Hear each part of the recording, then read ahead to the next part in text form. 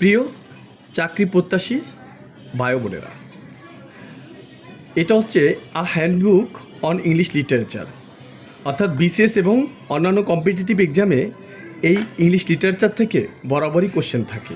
তো চলো এখানে ইংলিশ লিটারেচারে কয়েকটি পিরিয়ড নিয়ে আজকে আমি আলোচনা করব। Important period on English literature, অর্থাৎ ইংলিশ লিটারেচার বাংলা সাহিত্যের মতোই কয়েকটি যুগ অথবা পিরিয়ডে বিভক্ত।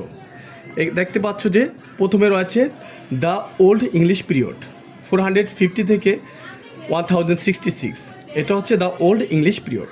এই বইয়ে প্রত্যেকটি পিরিয়ড বিস্তারিতভাবে আলোচনা রয়েছে এবং বিগত বছরের কোশ্চেনগুলো এখানে রয়েছে। The middle English period number 2তে রয়েছে দ্য মিডল ইংলিশ পিরিয়ড, এবং নাম্বার 3 দ্য রেনেসান্স। নাম্বার 4-এ রয়েছে the new classical period. Number 5 the romantic period.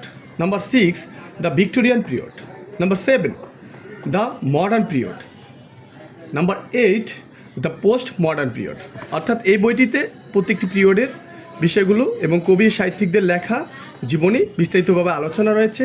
আরও সাথে রয়েছে বিগত বিসিএস এবং বিভিন্ন প্রাইমারিতে যে কোশ্চেনগুলো এসেছে সেই সব বিষয়গুলো এই বইটিতে রয়েছে। তো তোমরা এই বইটি আশা করি ব্যবহার করলে খুব সহজেই ইংলিশ লিটারেচার থেকে কোশ্চেন কমন পাবে।